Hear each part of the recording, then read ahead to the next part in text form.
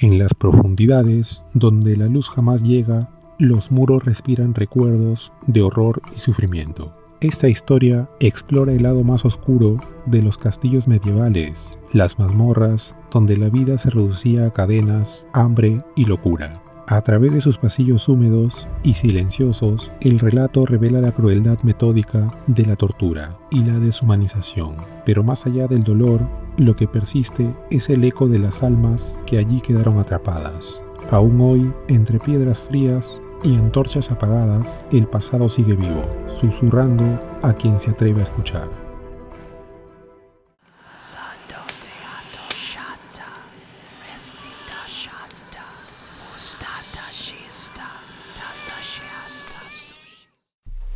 Las mazmorras medievales eran mucho más que simples prisiones, representaban el rostro más oscuro del poder y la autoridad en una época en la que el miedo era la herramienta más efectiva de control. Eran símbolos de dominio absoluto, recordatorios de que nadie, ni siquiera los nobles caídos en desgracia, estaban a salvo del castigo. Se construían en los cimientos más profundos de los castillos, bajo toneladas de piedra, donde ni la luz del sol ni el ruido del mundo podían penetrar.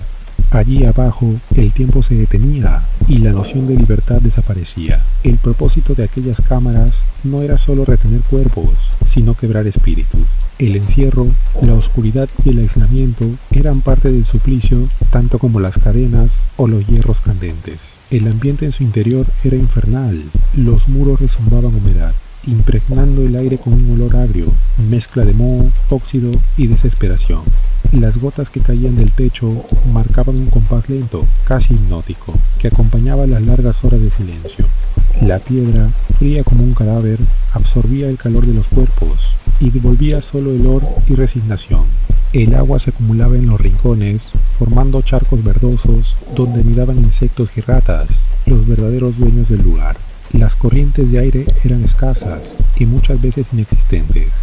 Respirar era un esfuerzo, una batalla constante por obtener un poco de oxígeno en medio del encierro. El acceso a esas profundidades era casi ceremonial. Se descendía por una escalera angosta, en espiral, cuyas paredes parecían cerrarse a cada paso. A menudo, los prisioneros eran llevados con los ojos vendados, escuchando solo el eco de sus propios pasos y el chirrido de los cerrojos que se cerraban detrás. Cada peldaño hacia abajo era un paso más hacia el olvido, hacia un lugar del que casi nadie regresaba. Cuando finalmente se cruzaba la puerta de hierro, el silencio se convertía en un peso insoportable. Solo se escuchaban los sonidos del encierro, el roce de las cadenas, los gemidos lejanos de otros prisioneros, el chocar metálico de una puerta que se cerraba para no volver a abrirse. El aire, saturado y viciado, tenía un sabor metálico que quemaba la garganta. En algunas mazmorras, las únicas fuentes de luz eran antorchas que apenas se encendían durante las visitas de los carceleros, dejando que los prisioneros permanecieran en la oscuridad más absoluta durante días o semanas. La noche y el día no existían, y los sentidos comenzaban a confundirse hasta el punto de perder la noción del tiempo. Muchos enloquecían lentamente, incapaces de distinguir si llevaban allí días o años. Para quienes eran arrojados a ese abismo no había esperanza. Entrar a una mazmorra medieval era, en la mayoría de los casos, una condena más cruel que la propia muerte. Las mazmorras en la Edad Media no fueron concebidas para corregir ni redimir. No existía en ellas la menor intención de justicia o de reforma. Su propósito era castigar, humillar y destruir. Eran espacios diseñados para borrar la dignidad humana, para reducir a los prisioneros a la condición de sombras. Cada piedra, cada cadena, cada rincón oscuro servía al mismo fin: quebrar el cuerpo y el espíritu. Los calabozos comunes, donde se amontonaban delincuentes, rebeldes, herejes o simples enemigos del poder, eran verdaderas tumbas en vida. No existía diferencia entre día y noche, entre castigo y existencia. En aquellos lugares, sobrevivir un solo día era un acto de resistencia y locura. Los prisioneros dormían sobre el suelo de piedra, frío y áspero, o sobre un lecho improvisado de paja podrida, húmeda, infestada de insectos y gusanos. No había camas ni mantas, ni siquiera un rincón seco donde refugiarse. Muchos dormían encadenados, con los grilletes oxidados mordiendo la piel. dejando heridas que se infectaban rápidamente por la suciedad. En los calabozos más abarrotados, el espacio era tan reducido que los reclusos debían turnarse para acostarse. Algunos pasaban las noches enteras de pie o apoyados contra los muros. En invierno, el frío descendía como una condena adicional. El aliento se transformaba en vapor visible y las extremidades se entumecían hasta perder la sensibilidad. No era raro que los presos despertaran junto a cuerpos sin vida, muertos durante la noche por el frío o por enfermedades respiratorias. El alimento, cuando lo había, era un suplicio más. Se trataba de sobras, de una sopa aguada que apenas tenía sabor, o de un trozo de pan duro cubierto de moho, imposible de masticar sin romperse los dientes. A veces se les daba avena mezclada con agua turbia o vino agrio. Las raciones eran tan pequeñas que muchos reclusos se alimentaban de insectos o roían los huesos que encontraban entre los desechos. El hambre constante los volvía feroces, capaces de pelearse por una cáscara de fruta o por el mendrugo que un guardia arrojaba desde la puerta. El agua que bebían provenía de los mismos pozos que se filtraban por las paredes, contaminados por el moho, el hierro y las heces. Beber era un riesgo, pero no hacerlo equivalía a morir de sed. La suciedad era total, omnipresente. No existían letrinas ni cubos para las necesidades. Los prisioneros debían aliviarse en el mismo sitio donde dormían y comían. El hedor era insoportable, una mezcla de excremento, orina, sangre seca y cuerpos en descomposición. Los desechos se acumulaban hasta formar una capa resbaladiza sobre el suelo. Aquella pestilencia era un castigo más, una forma de despojar a los cautivos de cualquier rastro de humanidad. Las ratas eran visitantes permanentes, correteaban entre los pies de los presos, mordían a los enfermos y se alimentaban de los cadáveres que nadie retiraba a tiempo. En ocasiones, los prisioneros atrapaban alguna para comerla, desesperados por sobrevivir un día más. Las enfermedades se propagaban con una rapidez devastadora. La disentería, el tifus, la sarna y la peste eran compañeros habituales. Los cuerpos llenos de llagas, las fiebres delirantes y las toses agonizantes formaban parte del paisaje sonoro de las mazmorras. No había médicos ni tratamientos, la muerte era la única salida. Los cuerpos de los fallecidos a menudo permanecían varios días junto a los vivos, hasta que los guardias, cubriéndose la nariz con trapos, se dignaban a arrastrarlos fuera con pértigas o ganchos de hierro. El contacto directo era evitado. Los carceleros sabían que aquellas celdas eran focos de infección. Dentro de esos muros húmedos, el ser humano se descomponía, no solo en cuerpo, sino también en alma. La desesperanza era tan densa como el aire viciado. Los presos olvidaban sus nombres, su pasado, su voz. Algunos se enmudecían para siempre, otros reían o lloraban sin razón, víctimas de la locura. La oscuridad era su único refugio, pero también su condena. En las mazmorras medievales, la crueldad no tenía límites ni testigos. Era el infierno hecho piedra, el lugar donde la vida se convertía lentamente en una sombra. En muchas mazmorras medievales existía una cámara separada destinada a los interrogatorios o al llamado juicio del dolor, una práctica tan temida que bastaba oír su nombre para quebrar el ánimo del más valiente. A diferencia de las celdas comunes, esos cuartos estaban construidos con un propósito específico, el tormento. No eran lugares de justicia, sino de sufrimiento metódico. El uso de la tortura estaba plenamente legitimado en gran parte de Europa, tanto por las leyes seculares como por los tribunales religiosos. En el contexto de la Inquisición, se la consideraba una herramienta divina para arrancar la verdad de los labios del pecador. En los castillos feudales era un instrumento de control, una forma de recordar a todos el peso absoluto del poder del señor o del monarca. Los prisioneros sabían que el sonido de una bisagra, el chirrido de una cadena o el eco metálico de un candado abriéndose podían anunciar el inicio de una noche interminable. Aquellos que eran arrastrados hasta la cámara de tormento rara vez volvían siendo los mismos. La simple visión de las herramientas alineadas en los muros húmedos bastaba para desatar el pánico. Antorchas encendidas proyectaban sombras distorsionadas sobre los instrumentos, dando la impresión de que las propias máquinas se movían, ansiosas por cumplir su función. En el centro de la sala, una mesa o potro de madera esperaba a su víctima y junto a ella los verdugos. Hombres silenciosos, sin rostro visible, bajo las capuchas de cuero, entrenados para causar dolor sin piedad ni emoción. Los instrumentos de tortura eran variados, cada uno ideado con una precisión que revelaba tanto el conocimiento anatómico como crueldad. La garrucha, un sistema de poleas, levantaba al reo por los brazos, atados a la espalda, dislocando los hombros lentamente mientras el cuerpo quedaba suspendido en el aire. Los verdugos podían detener el mecanismo en el punto exacto donde el dolor era insoportable, solo para reanudarlo segundos después.